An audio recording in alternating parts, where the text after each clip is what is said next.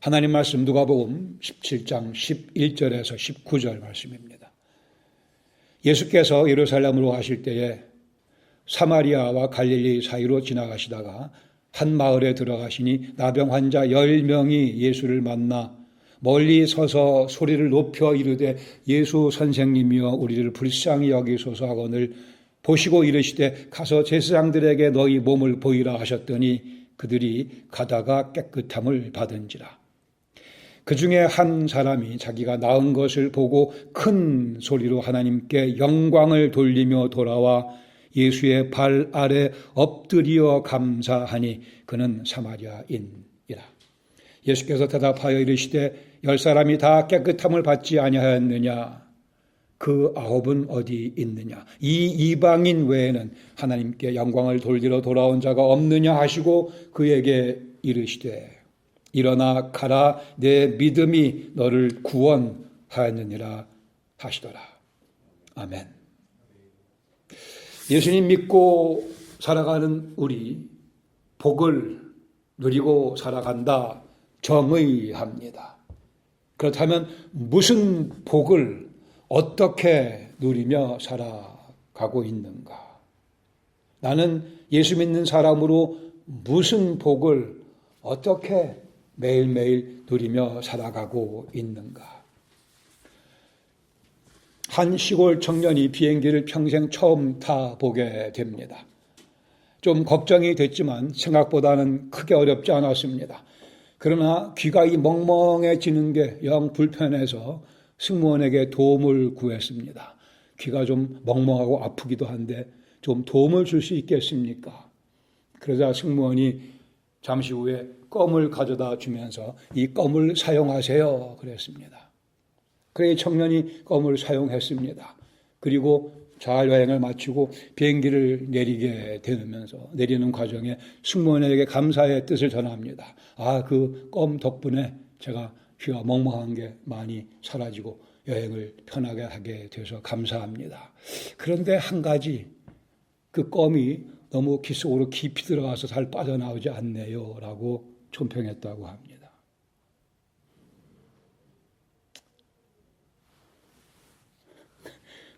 껌은 씹으라고 준 거지 씹어서 귀에 구겨 지워 넣으라고 준 게 아닙니다.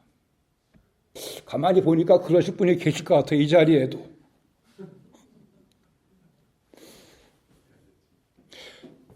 예수님 믿고 우리는 복을 누리며 살아갑니다. 무슨 복을 나는 누리고 있는가? 어떻게 그 복을 누리며 살아가는가? 생각해 보시고 내 말로 정리할 수 있어야만 됩니다. 예수님 주기 원하시는 복을 나는 누리며 살아가고 있는가? 아니면 내가 원하는 욕심을 만족시키는 일에 예수님을 이용하며 수단으로 사용하고 있지 아니한가? 이 질문에 대한 답은 결코 쉽지 않고 가볍지도 않습니다. 간단하지도 않습니다만은 이 질문만큼, 이 답변만큼 심각한 무게를 지닌 것도 드뭅니다. 이는 복음의 핵심과 관련이 되어 있으며 하나님의 뜻과 나를 향한 하나님의 뜻과 직접적인 관계에 놓여 있습니다. 본문 가운데 나타나고 있는 9사람의 무지, 한 사람의 감사, 9사람의 무지함과 한 사람의 감사에 초점 맞추며 우리 누가복음 17장 11절에서 19절 말씀 다시 한번 묵상합니다. 11, 12절에 사건의 시간적, 지리적 배경, 예수님께서 예루살렘으로 가실 때에 사마리아와 갈릴리 사이로 지나가시다가 한 마을에 의도적으로 들어가신 것으로 보입니다. 나병 환자 10명이 예수님 만나 멀리 서서 그럴 수밖에 없었죠. 13절에 소리를 높여 이르기를 예수 선생님이여 마스터, 질병에 대한 권한을 쥐고 계시는 예수 선생님이여 우리를 불쌍히 여기소서 하거늘 예수님께서 14절에 보시고 이르시되 가서 제사장들에게 너희 몸을 보이라. 너희 나병이 낫다라는 말씀을 미리 선언해 주십니다. 병이 낫기도 전에 감사하게도 10명 모두가 다 그 말씀을 그대로 액면 그대로 믿고 돌에 맞아 죽을 위험도 무릅쓰고 제사장을 향해 발걸음을 옮겨 갑니다. 예수님 말씀대로 병이 날 것이라고 믿고 갔습니다. 그들이 가다가 깨끗함을 받습니다. 정결함의 자체이신 예수님께서 부정한 그들을 말씀으로 졸지에 즉시로 나병을 낫게 해 주십니다. 예수님의 그 권위는 곧바로 효과를 보게 됩니다. 15절에 이 사건의 중요한 전환점입니다. 그 중에 한 사람이 자기가 나은 것을 보고 큰 소리로 하나님께 영광을 돌리며 돌아와. 9은 제사장을 향해서 계속 가던 길을 갔습니다. 병 나은 사실을 확인받아야 그들은 다시 사회에 환원할 수 있었으니까는요. 그토록 보고 싶어 했던 가족의 얼굴을 다시 볼 수 있었으니까요. 제사장들의 확인이 있어야 그들은 나병 환자로서의 오명을 씻을 수 있었으니까, 어깨를 쫙 펴고 살 수 있으니까. 전에 하던 일, 그것이 목수의 일이든 어부의 일이든 장사든 뭐든 다시 전으로 회복할 수 있었기 때문에 제사장들의 확인이 필요했습니다. 회당에 가서 예배도 드릴 수 있게 되겠기에 그들은 제사장들을 향해 발걸음을 계속했습니다. 병이 난 후에도. 그러나 한 사람, 사마리아 사람은 생각이 달랐습니다. 나은 것을 보고 변화를 보고 하나님의 능력이 자기에게 임한 것을 보고 예수님의 권위가 자기에게 깨끗함으로 변화되어 나타난 것을 보고 나를 낫게 해주신 분이 메시아이심을 인식하고 깨닫고 제사장을 향해 가는 것도 중요하겠으나 가서 확인받고 가족을 만나는 것도 얼마나 하고 싶은 일이었겠으나 제사장들에게 확인받고 예배 드릴 수 있도록 회당에 가며 나병 환자로서의 오명을 씻을 수도 있었겠으나 그러나 먼저 나는 참대 제사장이신 예수님께로 가야겠다고 그는 예수님께로 발걸음을 옮깁니다. 여기 하나님의 은혜가 강하게 임하고 있습니다. 16절 그는 예수의 발 아래 엎드려 감사합니다. 가장 겸손한 자세로 가장 존중하는 마음을, 존경하는 마음을 표현하며 엎드려 감사합니다. 가히 예배의 행위입니다. 메시아로서 예수님을 인식했다고 하는 증거이기도 합니다. 17절에 보시면 예수님께서 말씀하십니다. 10사람 다 깨끗함 받지 아니하였느냐? 그 9은 어디 있느냐? 이 이방인 외에는 하나님께 영광을 돌리러 돌아온 자가 없느냐 하시니라. 그 사마리아인 예수님께 엎드려 경배하는 감사드리는 그 모습을 예수님께서는 하나님께 영광 돌리는 행위라고 규정해서 발표해 주십니다. 그 9은 어디 있느냐? 그 9은 어디 있느냐? 예수님의 이 음성 가운데 한편 꾸중도 섞여 있는 것 같기도 합니다. 의아해하시는 모습도 담겨져 있는 듯합니다. 섭섭함도 조금 들어있다 얘기할 수 있을지 모르겠으나 그러나 예수님의 이 말씀 가운데 가장 두드러진 예수님의 감정은 아쉬움입니다. 안타까움입니다. 예수님께서 진짜 주고 싶어하는 그 선물을 그 9명은 어디 가서 받지 못하고 있느냐는 주님의 안타까워하시는 마음입니다. 예수님께서 주시고자 하는 그 진짜 선물 19절에 말씀하시기를 일어나 가라 내 믿음이 너를 구원하였느니라. 너는 네 믿음을 통해 내가 구원을 받았다고 선언하십니다. 이 구원은 병 낫는 것을 의미하는 것이 아닙니다. 앞에 있던 표현과 다른 표현입니다. 구원 받았느니라. 영혼의 구원을 의미하며 예수님께서 주기 원하시는 진짜 선물은 이 사마리아인 한 사람만 받은 그 영혼의 구원이었습니다. 여기 말씀하는 내 믿음은 예수님께서 하나님께서 보내신 메시아이심을 인식하는 믿음을 의미합니다. 여기 아주 중요한 지적해야 될 사항이 있습니다. 감사했기 때문에 사마리아인이 구원받은 것 아닙니다. 그렇죠? 감사했기 때문에 구원받은 것 아닙니다. 예수님께서 메시아이심을 깨달은 믿음이 그로 하여금 감사하게 만든 거예요. 이 사람의 구원의 시점이 언제냐 굳이 따지면 15절에 자기가 낳은 것을 보고 하나님의 은혜가 능력이 내게 임했네. 자기가 나 병 나은 것을 보는 순간 그는 예수님에 대한 인식을 새롭게 합니다. 저 예수님은 과연 메시아이시구나. 내가 돌아가야지. 그 마음이 드는 순간 그는 구원받았습니다. 그 믿음이 그를 구원해 준 겁니다. 감사해서 구원받은 건 절대 아닙니다. 이건 이단적 가르침이죠. 예수님에 대한 인식, 예수님의 메시아이심을 과연 하나님께서 예수님 통해서 나를 깨끗하게 해 주셨구나. 이 예수님 내가 가서 경배 드려야지. 그 순간이 그의 믿음이 작동되는 순간이었고 하나님의 은혜가 임하는 순간이었고 이 사마리아 사람이 구원받은 사람입니다. 구원받은 사람으로 변한 순간입니다. 여기 예수님의 19절의 선언은 사후 선언입니다. 이미 그때 구원받은 거 예수님께서 확인시켜 주고 계십니다. 믿음이 감사로 나타난 것입니다.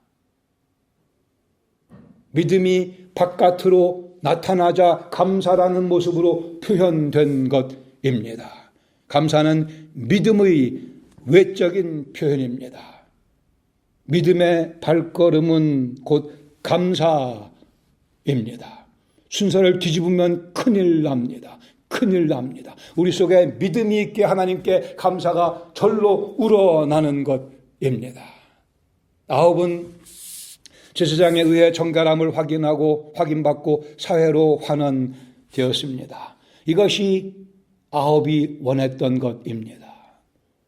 그러나 한 사마리아인은 하나님의 아들에 의해 하늘나라의 백성으로 귀속되는 경험을 합니다.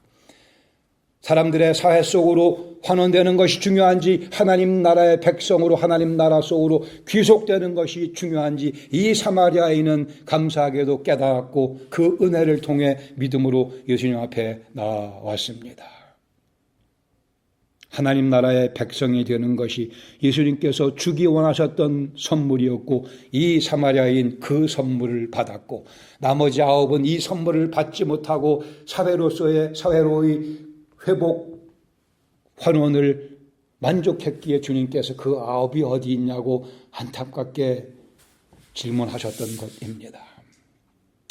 2개 정도의 교훈을 함께 나누게. 첫 번째, 믿음의 내용이 감사의 내용, 감사의 대상을 내가 무엇을 믿는가 믿음의 내용이 내 감사의 대상을 결정합니다. 그러기에 무엇을 믿는가는 아주 중요하죠. 로마서 1장 20절 말씀하기를 창세로부터 그의 보이지 아니하는 것들 곧 그의 영원하신 능력과 신성이 그가 만드신 만물에 분명히 보여 알려졌나니 그러므로 그들이 핑계하지 못할지니라. 소위 자연 계시라고 합니다. 하나님께서 이 온 우주를 나무를 하늘을 별을 달을 해를 산들을 예쁘게 만드신 이유는 우리로 하여금 하나님의 능력의 영광의 신성을 깨닫게 해주시기 위함이었습니다. 그 자체로 뽐내는 것이 목적이 아니었고 그것을 보며 영원하신 하나님의 능력과 신성, 그 하나님이 계시지를 깨닫게 해주려고. 그러나 21절에 하나님을 사람들이 알되 하나님을 영원롭게도 아니하며 감사하지도 아니하고 오히려 그 생각이 허망하여지며 미련한 마음이 어두워졌다고 말씀합니다. 우리를 예배로 인도할 목적으로 이 아름다운 삼라만상을 주셨건만 사람들은 그것을 즐기지만 하나님께 영광 돌리기를 예배 드리기를 감사 드리기를 거부했다 말씀합니다. 이것이 사람들의 선택, 영적 무지의 선택입니다. 스스로 무지하기를 자처합니다. 핑계치 못할지니라고 말씀하셨는데 나는 하나님 몰라.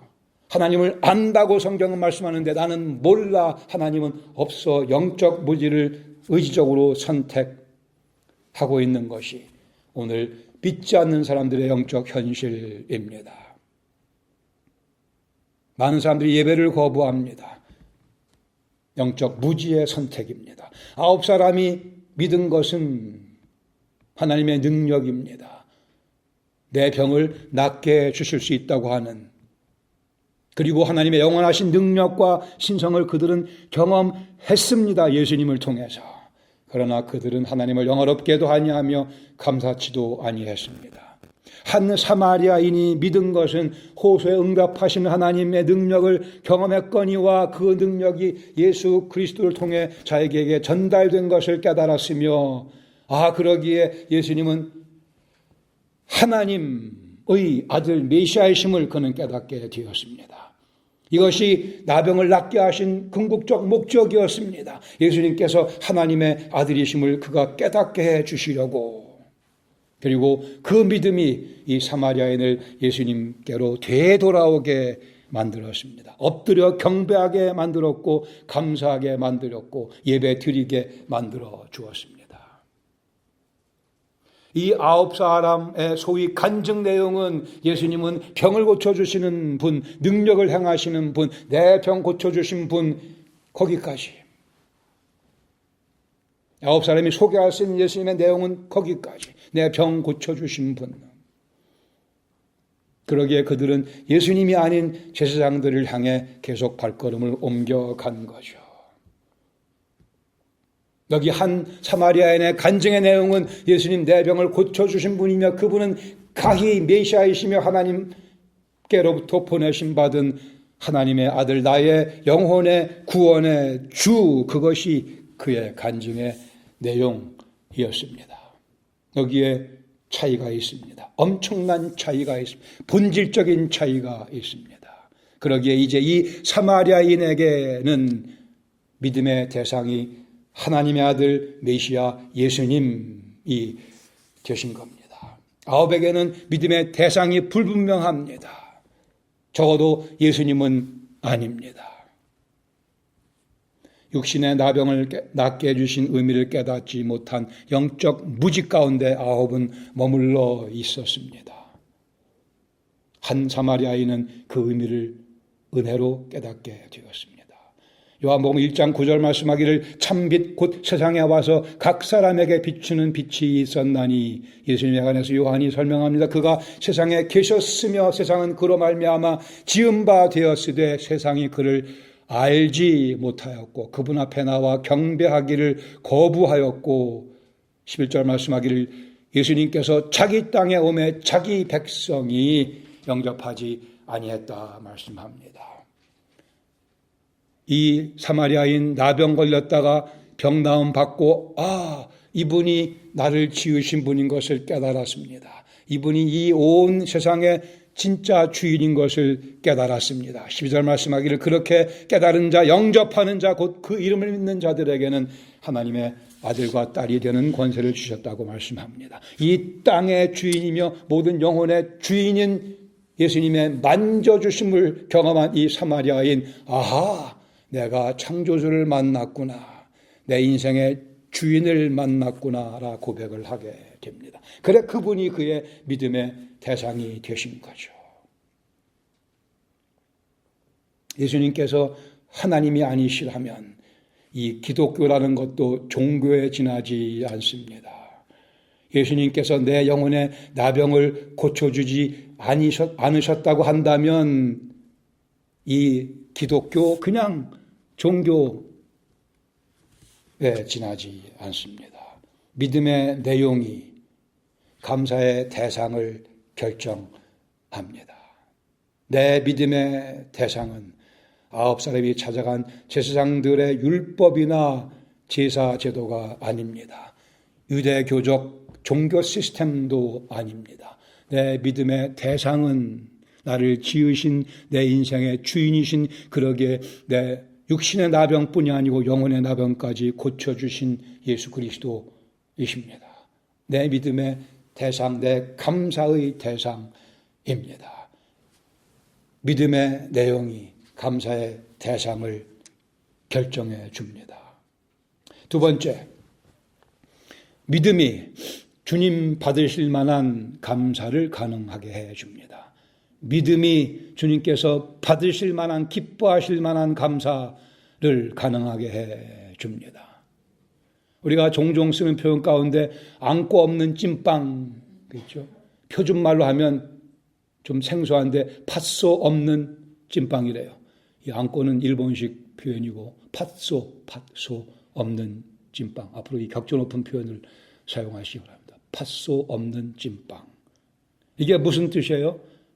진리를 아주 취약적으로 잘 표현해주고 알맹이가 빠졌다는, 있어야 될 게 없다는 거죠. 예수님을 향한 믿음이 없이는 참된 의미에서의 감사가 불가능합니다. 예수님이 안 계시면 우리가 감사드릴 이유가 아무것도 없어요. 그러나 예수님이 우리 앞에, 내 안에, 우리 가운데 계시기에 감사의 이유가 생겨납니다. 야고보 1장 17절 말씀하기를 온갖 좋은 은사와 온전한 선물이 다 위로부터 빛들의 아버지께로부터 내려오나니, 모든 좋은 은사와 온전한 선물 다 하나님께서 주신 것이라 말씀합니다. 그는 변함도 없으시고 흐려나는 그림자도 없으신 하나님이시다라는 뜻이죠. 온갖 좋은 은사와 온전한 선물을 주시는 하나님께서 18절 말씀하기를 그 피조물 중에서 우리로 한 첫 열매가 되게 하시려고 모든 선물을 다 주시는 분이 엑스트라 노력을 하신 게 있어요. 뭐예요? 우리에게 첫 열매가 되게 하시려고 자기의 뜻을 따라 진리의 말씀으로 우리를 낳으셨다고 말씀합니다. 하나님께서 우리를 낳으셨어요. 선물을 쏟아 부어주시는 것 말고 추가적으로 더 신경 써서 진리의 말씀으로 우리를 낳아주셨습니다. 진리의 말씀, 당신의 아들 예수 그리스도가 대속의 희생물이라고 하는 사실, 그 진리의 말씀을 통해 예수님이 십자가에 죽게 하시며 피 흘리게 하시며 부활케 하시며 그 진리의 말씀으로 하나님께서 우리를 낳으셨습니다. 온갖 좋은 선물, 은사, 온전한 선물 주시는 그분이 그걸로 그치지 아니하고 꼭 필요한 것 하나 더 있었기 때문에, 그게 있어야만 모든 역사가 완성되기 때문에 하나님께서 진리의 말씀으로 우리를 낳으셨습니다. 이 믿음이 없이는 감사라는 게 전혀 의미가 없어집니다. 제가 토랑국 좋아하는데 토랑국에 토랑 없으면 토랑국 아닌 거 마찬가지입니다. 김치 없는 김치찌개가 되는 거예요. 우리의 모든 화려한 소위 감사, 그 감사의 정중앙에 예수 그리스도가 빠져 있으면 아무것도 아닙니다. 쓸데없는 노릇이죠. 지금 내가 동굴 속에서 나병 환자들 사이에 둘러싸여 있다 생각해 보시기 바랍니다. 대여섯 명의 나병 환자들이 어슬렁거리며 나를 향해 다가옵니다. 손가락이 몇 개 없는데 그나마 진물이 나는 그 손가락으로 내 얼굴을 만지려고 합니다. 여기저기 일그러진 그 나병 환자의 얼굴이 내 얼굴, 내 코앞에 다가옵니다. 아무도 나를 도와주는 사람이 없어서 나도 모르게 소리를 지르고 맙니다.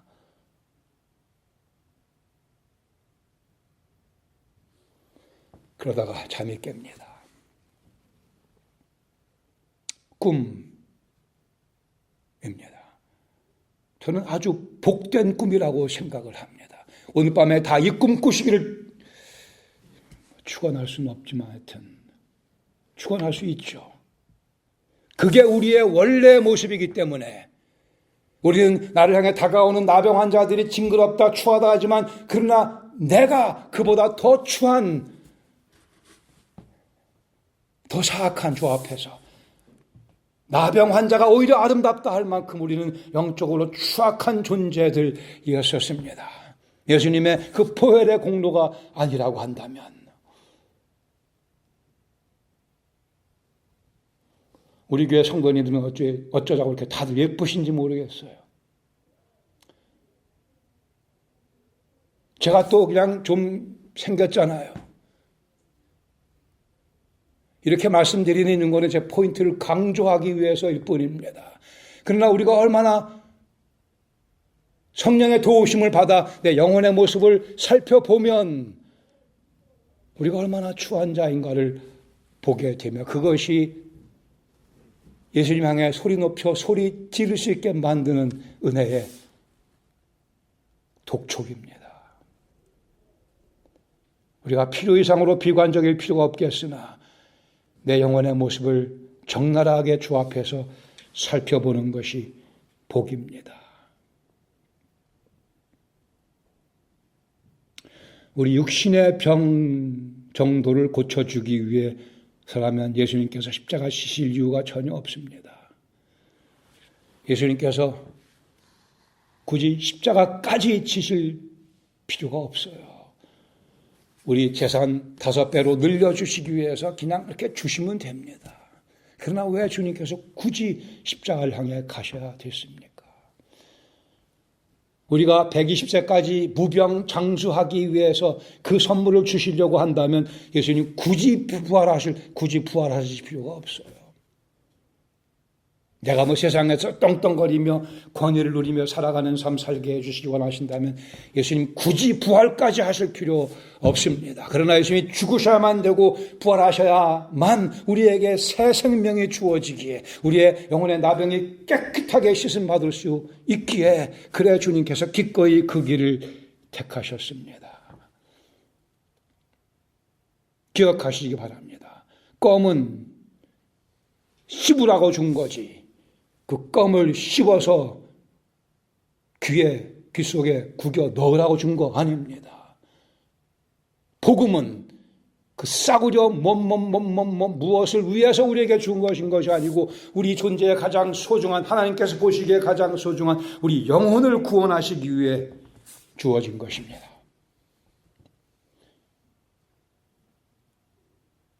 우리 예수님은 육신의 병 고쳐주는 수준에 머무르실 수가 없으세요. 하나님이시기 때문에.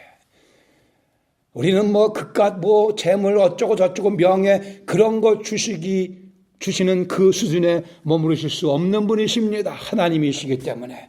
예수 그리스도는 하나님이시기 때문에 우리는 그분께 경배하며 감사드리며 내 존재를 주 앞에 다 드릴 수 있습니다.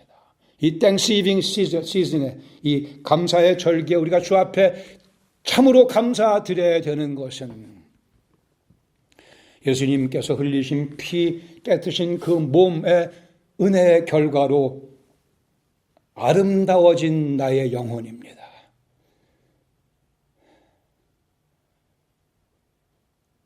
우리가 주 앞에 감사드려야 될 내용은 어린아이의 살보다 더 희게 받고 낳아주신 우리 영혼의 모습입니다. 그것이 우리의 감사의 목록에서 빠져 있다면 다 필요 없습니다. 논밭의 오곡백과 그 의미가 아주 적어집니다. 우리 온 가족을 통해 주께서 허락하신 모든 복들 별 의미가 없어집니다. 그리스도 예수 안에 있는 내 영혼의 정결하고 감히 거룩을 앙망할 수 있는 그 모습, 그것이 우리가 주 앞에 감사드려야 될 가장 중요한 제목 가운데 하나입니다. 그 복을 누리시는 복된 감사의 절기가 되시기를 축원합니다.